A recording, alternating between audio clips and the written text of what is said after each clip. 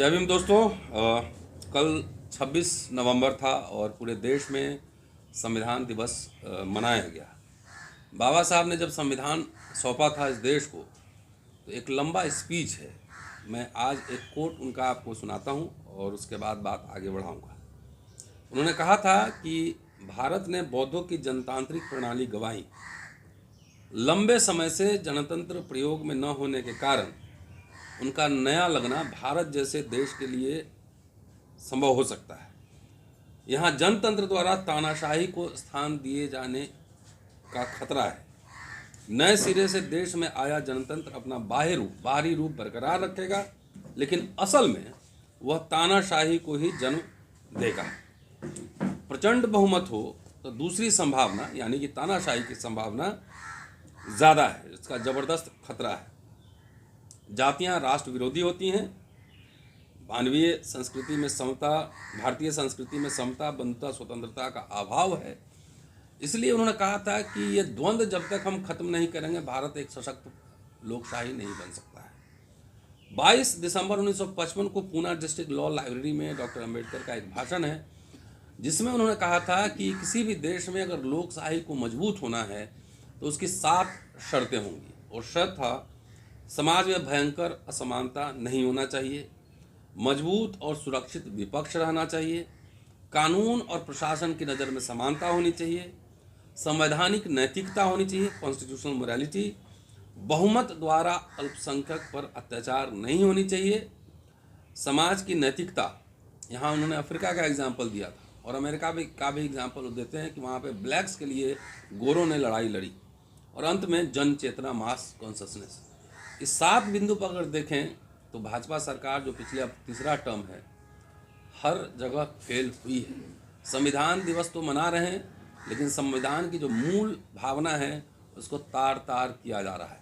कल 28 नवंबर है, रामलीला ग्राउंड में हम लोग मिलेंगे और उसमें कास्ट सेंसस, सोशल जस्टिस, तमाम इशू को लेकर हम लोग वहाँ पर एक कार्यक्रम कर रहे हैं। कई साथी आए हैं। डॉक्टर आला तेलंगाना से हमारे पास आए हैं, चंदेल साहब मध्य प्रदेश से हैं, डॉक्टर सूरज मंडल हैं, विजेंद्र भाई हैं, और किसान नेता जो है राज बहादुर यादव साहब हमारे साथ हैं।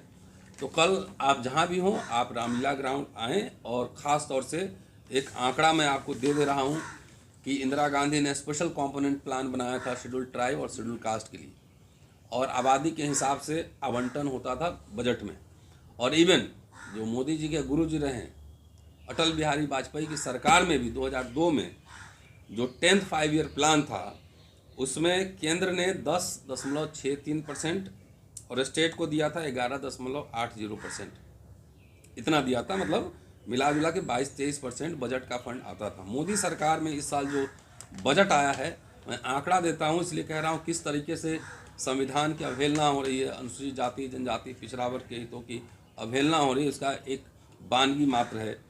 2024-25 का जो केंद्रीय बजट है 48,20,512 करोड़ रुपए है, जिसमें से 1,65,493 करोड़ रुपए अनुसूचित जाति के लिए है, जो कि 3.43%, और अनुसूचित जनजाति के लिए 1,32,214 करोड़ रुपए है, जो कि 2.74% है। आबादी कितना है, अगर रफ आंकड़ा भी ले, देखिए SC/ST का जो एक मैंडेटरी सेंसस था वो भी नहीं हो रहा है, तो रफ आंकड़ा भी 15% और 7.5% ले तो ये आंकड़ा होना चाहिए। ये कितना परसेंट सरकार दे रही, 3.43% और 2.74%। लेकिन अगर पॉपुलेशन के हिसाब से देना होता तो अनुसूचित जाति के लिए 7,95,384 करोड़ रुपये और जनजाति के लिए 3,95,281 करोड़ रुपये होने चाहिए थे। तो किस तरह से हकमारी हो रहा है, इसकी बानगी मत दे रहा हूँ। कल रामलीला ग्राउंड में बैठूंगा, हम लोग सब मिलेंगे वहाँ पे। कई देश भर से साथी आ रहे हैं, आप जहाँ भी हों आइए। इसके साथ मैं सूरज जी को आग्रह करता हूँ कि अपनी बात रखें। जी सूरज। जय फूले, जय भीम, जय साहू जी महाराज, जय पेरियार, जय मंडल। आज हमारे साथी डॉक्टर रतन लाल बैठे हैं, चंदेल साहब हैं, डॉक्टर आला वेंकटेश्वरुलु आंध्र प्रदेश से हैं, विजेंद्र यादव जी हैं, राज बहादुर यादव जी हैं, प्रवीण जी हैं WTP से। आज ये आमंत्रण है पूरे देश में जो जनता बेचैन है, और ख़ास तौर से जो दलित, पिछड़े, आदिवासी और अल्पसंख्यक जनता है, किसान है, नौजवान है, उनकी बेचैनी जो है सो अब सड़कों पर दिखने वाली है। और उसकी एक शुरुआत रामलीला ग्राउंड में एक शानदार बैठक के साथ 28 तारीख को WTP द्वारा आयोजित एक जनसभा के साथ होगी। पार्लियामेंट का सेशन शुरू है, 25 तारीख को सेशन शुरू हुआ था। हम संसद में लगातार लोगों के भाषण सुन रहे हैं, लेकिन मुख्य मुद्दे देश के सामने जो है, भारतीय जनता पार्टी की सरकार ने घोषणा की है कि जनगणना होगी, लेकिन जाति पर चुप है। इसी तरह भारतीय जनता पार्टी की सरकार ने नीट में इतनी बड़े घोटाले पर कोई कार्रवाई नहीं की और विपक्ष उन पर दबाव डाल नहीं सकी। इसी तरह अग्निवीर का जो पुराना मुद्दा है वो अभी भी है। इसी तरह अल्पसंख्यकों के लिए वक्फ बोर्ड के कानून को ऐसा माना जा रहा था कि उसको अलग कर दिया जाएगा, वो कानून भी फिर से वापस आ रहा है। और OBC के सभी सीटों पर, पदों पर एक गैर कानूनी तरीके से हकमारी हो रही है। उनके जो आरक्षण है उसको रोका जा रहा है, EWS में कन्वर्ट किया जा रहा है और आवेदकों को या तो NFS यानी नॉन फाउंड सूटेबल किया जा रहा है, अन्यथा उन पदों को ही समाप्त किया जा रहा है। ये मुद्दे ऐसे हैं और किसान की जो समस्या है वो आप लोग सभी जानते हैं। और मैं विश्वविद्यालय में अभी बैठा हुआ हूँ, हिंदू कॉलेज में। देश के तमाम और सबसे बड़े विश्वविद्यालय, दिल्ली विश्वविद्यालय का जो सिलेबस है उसमें जितनी तरह की फेरबदल की जा सकती है, जिससे न सिर्फ हमारे छात्र और छात्राएं सीखेंगे, ज्ञान प्राप्त करेंगे, बल्कि वो एक पार्टी के द्वारा एजेंडा को सिर्फ ग्रहण कर पाएंगे, वो प्रक्रिया शुरू है। इन सभी मुद्दों पर अगर आप चैलेंज करना चाहते हैं, आगे जो संघर्ष है उसके लिए पूरी तरह तैयार होना चाहते हैं, तो 28 तारीख को निश्चित तौर से रामलीला मैदान नई दिल्ली में आएँ, पधारें। और इसके साथ साथ आगे एक और कार्यक्रम होगा all India federation for social justice का 3 दिसंबर में, जिसमें राजनेता भी शामिल होंगे। मैं समझता हूँ उस सभा में भी हम लोग इन्हीं एजेंडा को, जो रेजोल्यूशन लिया जाएगा कल, उसी को आगे हम लोग प्रस्तुत करेंगे। जय संविधान। फ्रॉम आंध्र प्रदेश से हूँ, BP मंडल सेना का प्रेसिडेंट हूँ। मैं सामाजिक न्याय के लिए लड़ रहा हूँ। सामाजिक न्याय के लिए जो लड़ रहे हैं उसे मदद करने के लिए मैं यहाँ आया हूँ। धन्यवाद। चंदेल साहब अपनी बात रखने बैठे, आ जाएगी आवाज़ जी। जय भीम साथियों, बहुत बहुत धन्यवाद आदरणीय प्रोफेसर रतन लाल जी और आला साहब विजेंद्र यादव जी और मंडल साहब। साथियों, आज हम लोग यहाँ पर जो आपसे बात कर रहे हैं, चूँकि कल बी द पीपल का हमारा कार्यक्रम जो बहुजनों की हकमारी जो हो रही है उसके खिलाफ संगठित होने के लिए रामलीला मैदान में कल कार्यक्रम है। मैं उसी में भाग लेने मध्य प्रदेश से आया हूं और मेरा आप सब लोगों से आग्रह है संदेश के माध्यम से कि आप लोग जहां भी हैं देश भर में, हमारा संदेश अगर आप सुन रहे हैं, जो भी हमारे ST SC OBC और माइनॉरिटी के भाई हैं, अपने अधिकारों के लिए और अपने वर्ग पे जो हकमारी हो रही है, जो लगातार दमन चक्र जारी है, उसके खिलाफ एकत्रित होने और आवाज़ बुलंद करने के लिए आप सब वहाँ पर आइए और अपनी आवाज़ को बुलंद कीजिए। अगर हम संगठित होंगे तो निश्चित रूप से हम अपने अधिकारों के लिए लड़ पाएंगे। हमारे लिए सबसे पहला प्राथमिकता वाला काम है एकत्रित होकर हमारी ताकत को प्रदर्शित करने का है।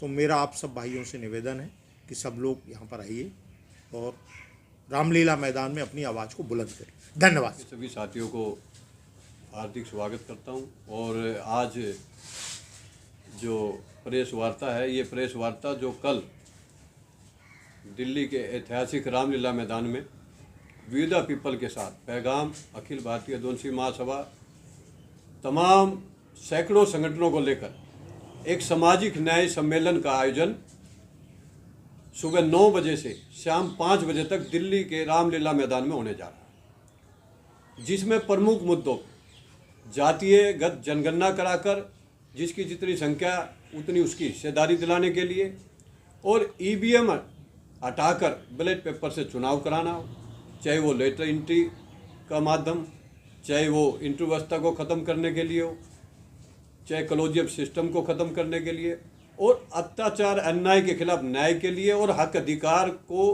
लेकर देश के 90% डायमंड वर्ग को वाजिब हिस्सेदारी दिलाने के लिए कल एक सामाजिक न्याय सम्मेलन किया जा रहा है। तो मैं देश के सभी डायमंड वर्ग के SC ST OBC और माइनॉरिटी के लोगों से आह्वान करता हूं कि भारी से भारी संख्या में पहुंचकर इस सामाजिक न्याय सम्मेलन को कामयाब करें, ताकि आपका हक और अधिकार बच सके, संविधान बच सके, EVM हटकर बैलेट पेपर से चुनाव हो और जातीय जनगणना होकर आर्थिक, सामाजिक और राजनीतिक हिस्सेदारी संख्या के हिसाब से मिल सके। इसलिए भारी से भारी संख्या में पहुंचकर इसको कामयाब करें, ताकि हम एकजुट होकर अपने हक अधिकार को ले सके। जय हिंद, जय भारत, जय संविधान।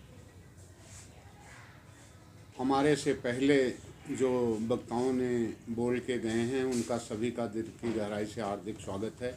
कल अपने हक अधिकार के लिए जो सुबह 9 बजे से 5 बजे तक की मीटिंग है, उसमें ज़्यादा से ज़्यादा लोग आए, क्योंकि देश की हालत इस समय बद से बदतर होती जा रही है। किसानों की हालत तो कुछ पूछिए मत, क्योंकि इस समय खेती का समय है, रबी की फसल का। इस समय खाद भी मिलना मुश्किल हो रहा, आपस में जंग चल रही है।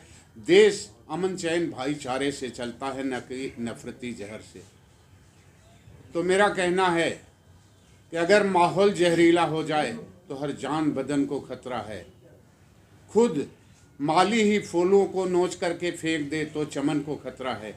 औलाद निकम्मी हो जाए तो धन का खतरा है। अगर सरकार निकम्मी हो जाए तो पूरा राष्ट्र खतरे में है। इस समय चारों तरफ से खतरा ही खतरा दिखाई दे रहा है। इसलिए सभी देशवासियों से यही मेरा अनुरोध है कि संगठित होकर के आवाज़ उठाओगे तो तुम्हें हक अधिकार ज़रूर मिलेगा। आपस में बिखरे रहोगे तो शायद आपको कुछ भी नहीं मिलेगा। आपकी शिक्षा, स्वास्थ्य, सुरक्षा जो सरकार का मूलभूत सुविधा देने का काम करना है, वो उस पर तो कभी चर्चा ही नहीं होती।